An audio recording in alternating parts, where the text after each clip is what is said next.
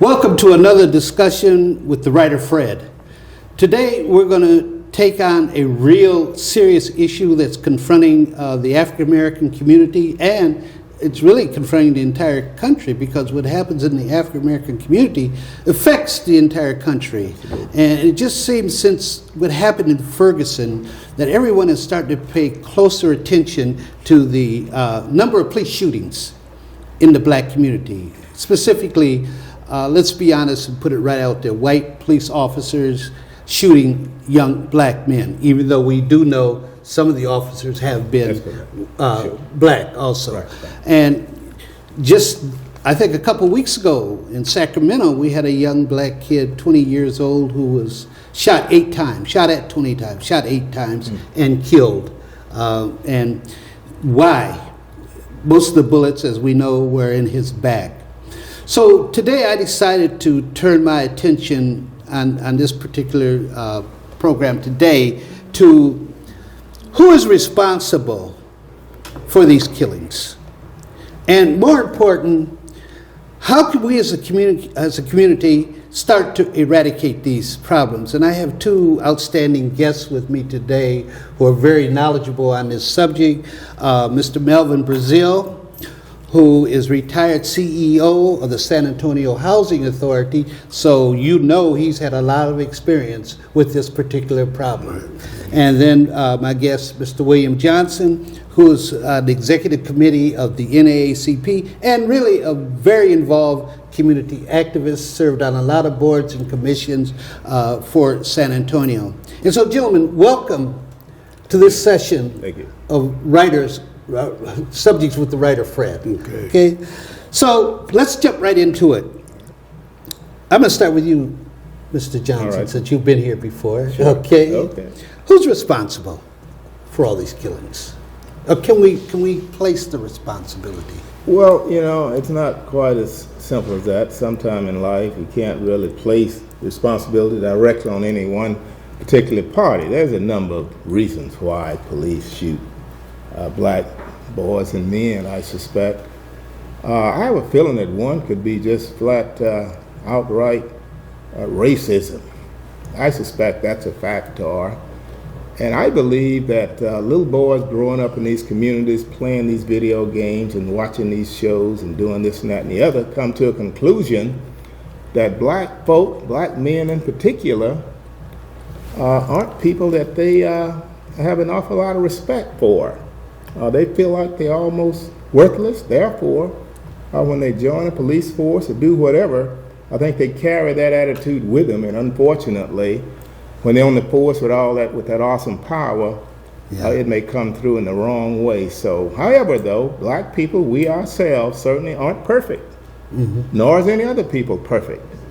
So there's a lot that we can do in terms of our families and our ways in which we raise our boys and children, what we expect of them, and what have you. But society has thrown us a loop.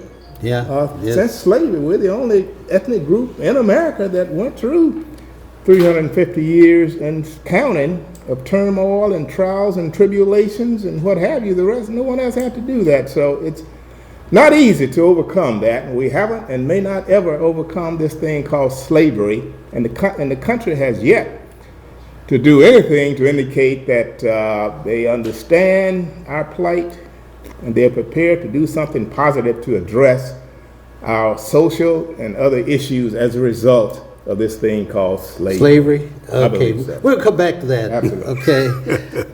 Mr. Brazil, how do you see this issue? Who's responsible? You worked for a while in right where a lot of the problems derive, and that is public housing. I know you dealt with a lot of it. So how do you see this issue? How do you see this problem? I think the responsibility is mixed. I think both the black community and the police authorities have responsibilities. Starting with on the issue of the black community, we should always teach our young men what their responsibilities are and what the responsibilities of the police, what those responsibilities are. And when they are confronted by the police. The police deserve the respect. They deserve the respect. They have a job to do, and they deserve all of the respect that we can give them. But as you know, situations is not that simple.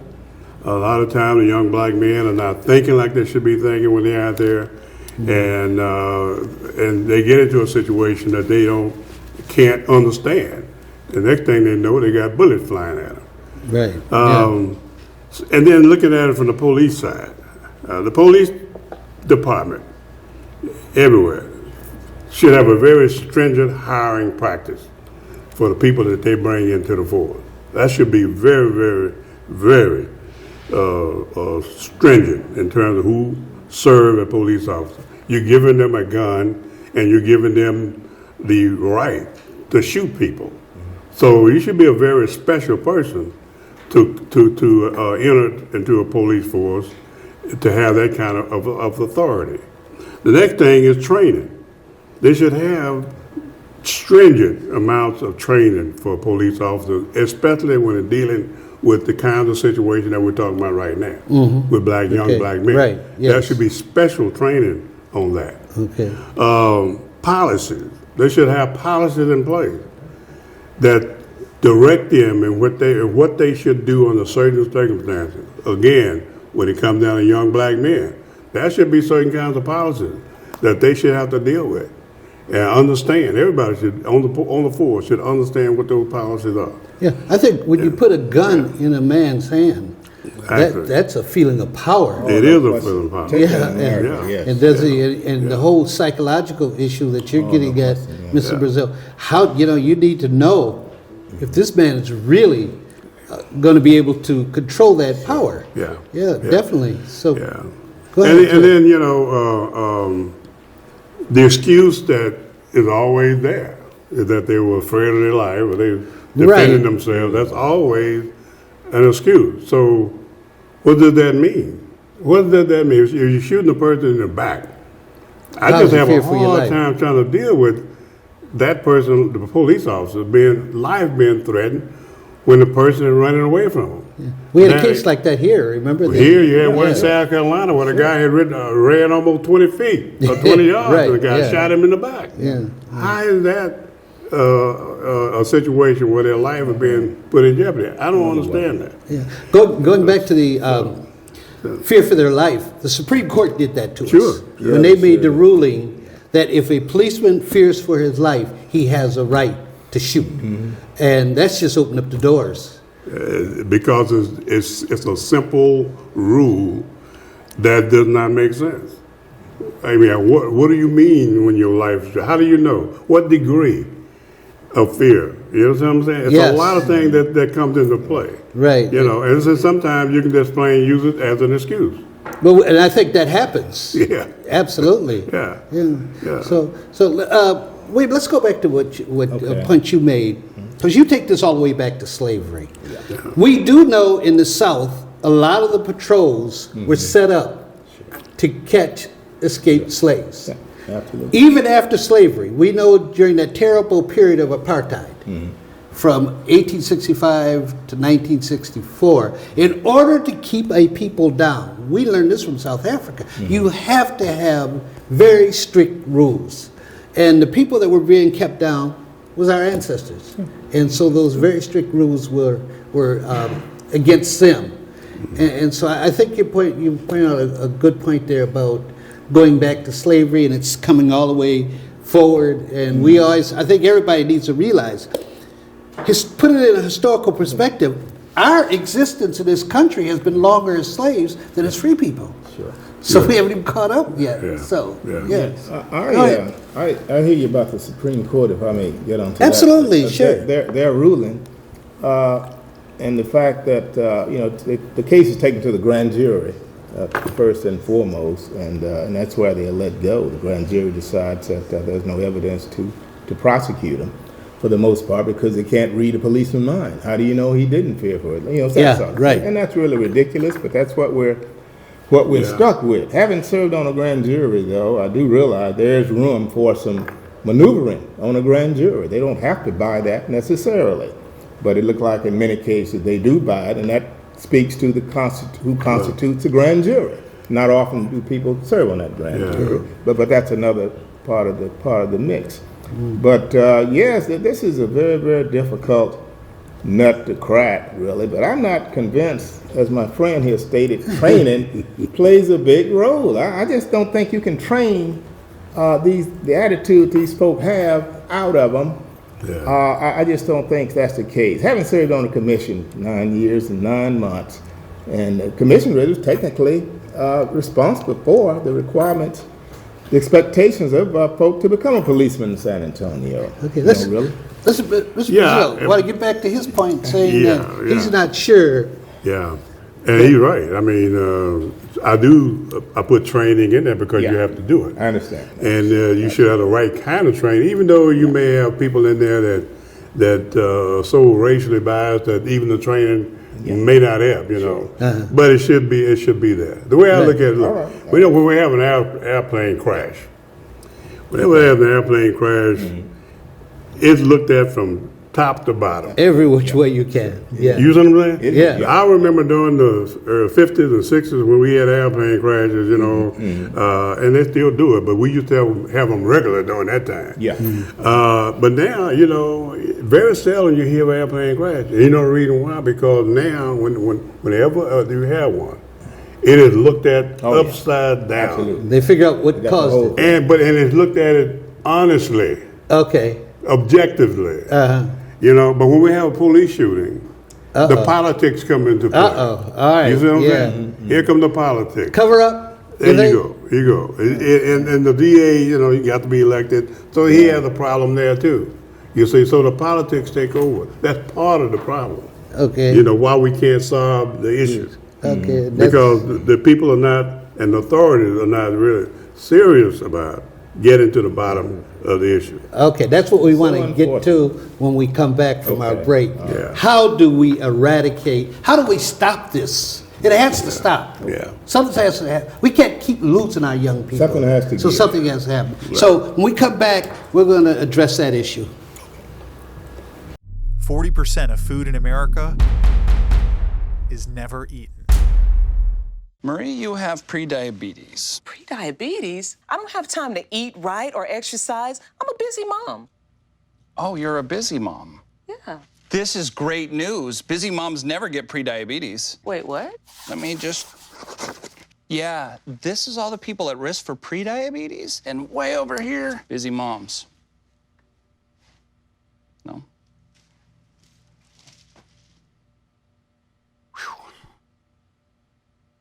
Hey, you. Yeah, you. Getting that college education? What are you gonna do? Graduate and take some office job? Be like everybody else? Or will you dare do something different? Like, be a teacher. You could be my teacher. You got the skills. The smarts? Yes, you. You could be the teacher I never forget. That'd be cool. Does that corporate job even have recess? What are you gonna make of yourself? What are you gonna make of me? Nothing to do this week? Don't miss another event. Go to blacksinsanantonio.com for our event calendar. The home of the largest business directory in San Antonio with an African American focus. Sign up today for our weekly e-blast and text message alerts. Help us make this a better community. Connect, empower, grow.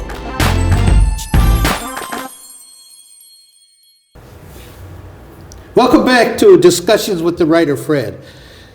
We're discussing the inordinate amount of shootings and killings of black kids by predominantly, not all white policemen, but basically white policemen. And we know, all of us have been around a while. Sure.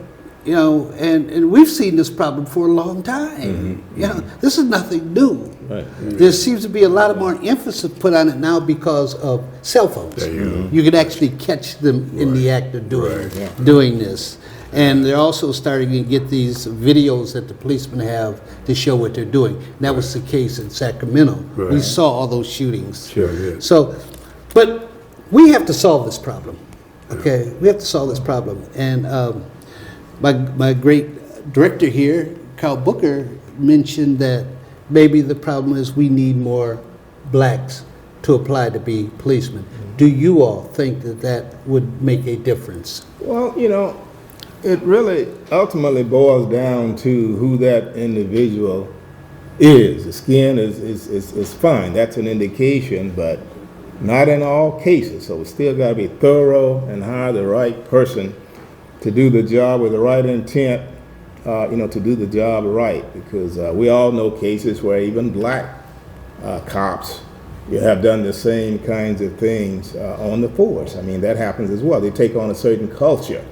It's called a police culture. So once you indoctrinate into that and you buy off on it, not only to survive, but to get along and perhaps move up the ladder in some cases, then there goes the individual. So the individual has to be a strong individual who thinks for himself, and he's on there for the right reasons to do the right thing. So what you're saying is they take on the blue more than they do the black. It appears that way oftentimes. Okay. Mm-hmm. Mr. Brazil. Well, I think black policemen in higher positions in the police department would make a difference. And I think about in the higher position. High officer. I think about the police chief in Dallas, for example. Yeah, sure. Very strong, Sure. very No question.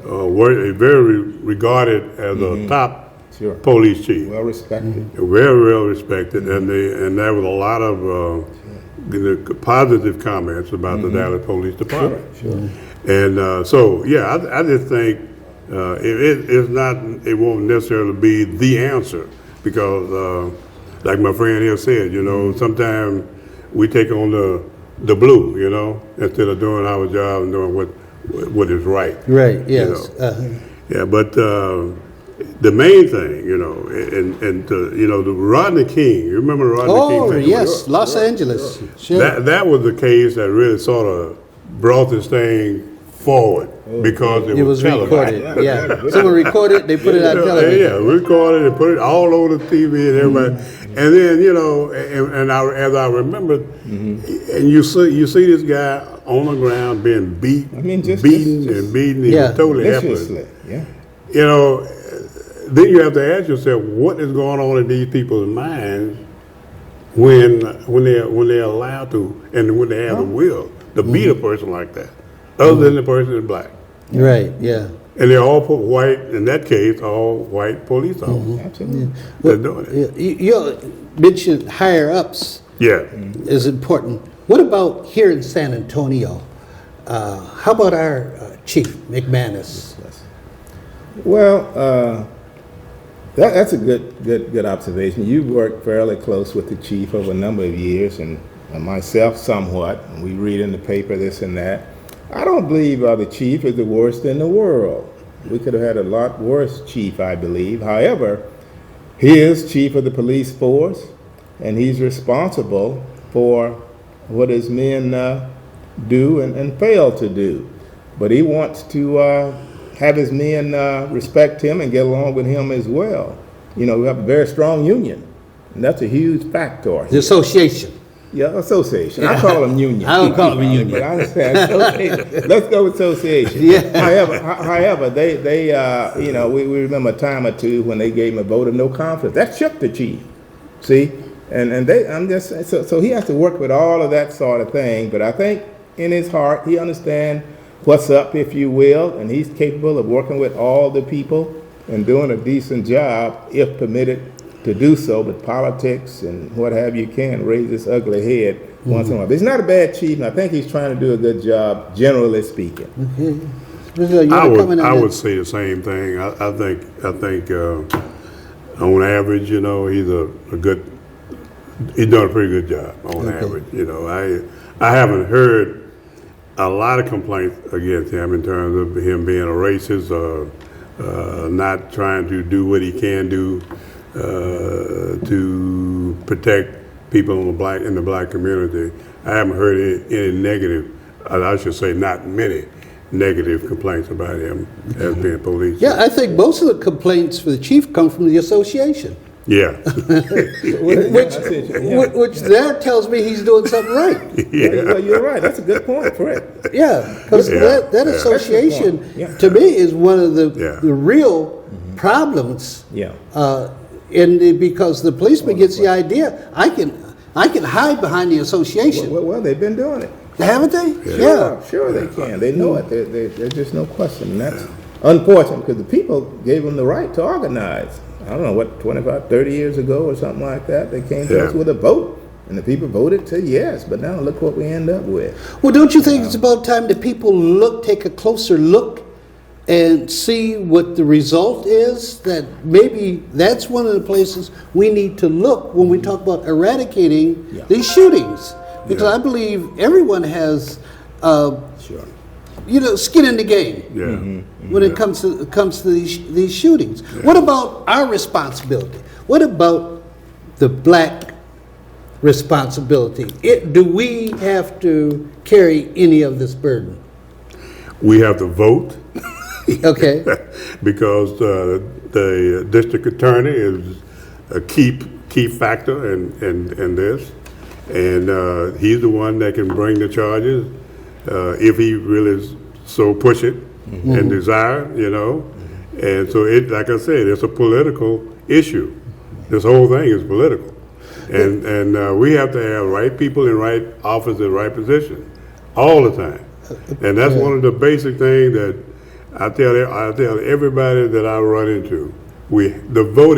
Our vote is really the most important tool that we have. Right, and that's the education. Yeah. But I want to look at the other part of the education here. Yeah.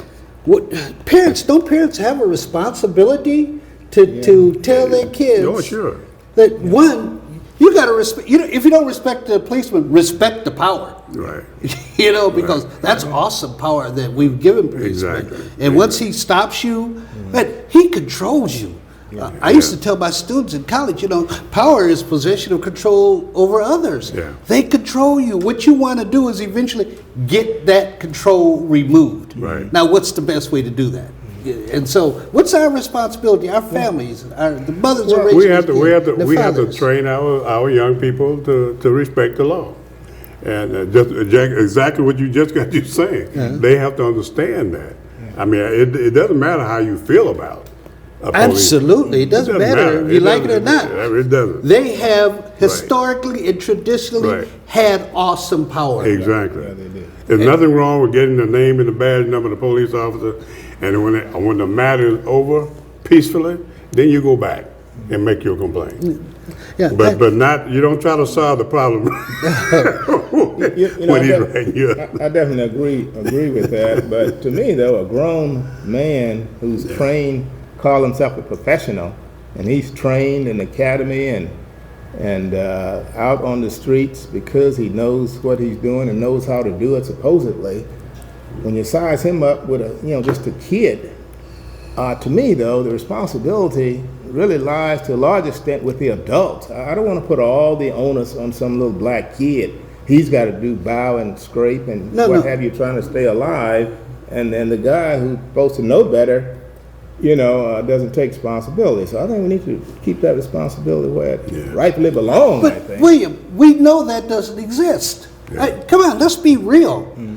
We got racist cops out there. Yeah, I understand. Now, I'm not talking about the kid is the one that's really the victim, and he's least responsible. Yeah, I'm looking at the families. I'm looking at the grown-ups in the family, the parents, and that are the teachers. What are they telling these kids that they think they can go out and take on this awesome power? And the problem, William, is that you're right. We assume that these are trained officers. I think we can't make that assumption. Right. So therefore, when we start there, how do we deal with the situation? Well, it's not easy, obviously. We need a part 1 and a part 2 on this to really get into it. But we're in a situation now where I was looking at some stats. In 2015, police killed 100 black folk. 2016, 16, they killed 250. So that sounds like 150% increase in killings. Now, we don't know what 17 is going to be. That's going the wrong way. And I think police are like the rest of us. If they understand and see that nothing happens for something as devastating as that, then they may not be inclined to worry about it too very, very much. So somehow or another, we've got to really jump on this with all 4 feet and do all that we can to try and send the message. And you're right, it starts politically. But voting is just a step. You got to be politically engaged along the way. Talk to these people, serve on boards and commissions, what have you. Be actively involved, get to know them, get them know you. And just be on the ground. NACP should have a van or vehicle around with police watch, a law enforcement watch on it or something, driving up and down the street, watching and looking, and patting the cop on the back when he's right, but then calling the task when he isn't. We should be really, really opening this thing up and thinking out of the box. I agree with you, and I'm not trying to shift the responsibility to the black community, because I believe I started my comments by saying somebody's got to go after the association. Yeah, that's true, And it gets to voting. Sure. We got to get the people in office who are willing to take on the association and say, you got too much power. Right. And we have to stop this. Because they're like almost an enabler to these bad cops out here. Well, see, that's why I gave the analogy about the airplane crashing. And we treat every situation, every shooting, like we do an airplane crash. Oh, We'll have the problem solved. You know why? Because everybody wants, we all fly somewhere at time, and we're all concerned about airplanes and so on, the safety. And so the same thing and the same attitude should exist whenever you have a shooting. Sure. It should be looked at, it should be examined, the facts should be brought out there, and everybody should be honest enough to deal with those facts. Okay. Absolutely. And the problem now is we're not honest with the facts. With the politics creep into the game, and then we try to push things aside and let's move on to the next shooting. False news, huh? False news. Okay, we're going to wrap up here, and so I will give each one of you gentlemen 30 seconds to give my viewers the best advice on how we deal with this. Right. Mr. Brazil, you want to go ahead and tell us what you think we need to do here? We simply need to, like we talked about the voting, we need to take politics, we need to face that and deal with it. And families that have children definitely have to teach their children that the law has to be obeyed, and they need to understand the power and the force that police officers have, and by law they have that. They are given that by law. Therefore, we as citizens have to deal with that and have to obey the law. And when we are confronted to a situation like that, hopefully, we can train our young people to do what they have to do to survive the circumstance. And fight another day in peace. Fight another day in peace. Yes, sir. Okay, Mr. Johnson. You're absolutely right, my friend. But we're in a situation where almost children are young. The parents are so young that it's almost like children raising children. Yes. And that's so unfortunate that we've allowed ourselves to be in this place. But you and I personally can't raise these boys and girls that these folk have. We really can't. So it's up to them. And but we've got to start back where we were many years ago as black people. Everybody cared about one another and did something to ensure that the people, youngsters and all, did the right thing. So, but in addition to that, we really have to understand that to be well educated and knowledgeable, you can't beat that. Understand what the police can and can't do. Understand your limitations, and don't go acting crazy. Just flat don't do it if you want to live. But on the other hand, understand that the Constitution guarantees you the rights, responsibilities, and privileges just like they do anybody else. So don't ever give up the fact that you're a citizen and you deserve those rights just like everybody else. So I don't want to give up, pretend that we aren't citizens and have the same privileges, because we really, really do. Okay. Thank you, gentlemen, for joining me this afternoon for discussion, a very important discussion. And to my viewers out there, I would say we have a crisis, and we have to do something about it. And so as long as I'm able to have this platform, I'm going to keep this subject alive and have more guests on here to discuss how we can eradicate the killing of our kids, because our kids are our future. This is Discussions with the Writer Fred, telling our story our way. That's a good one, sir.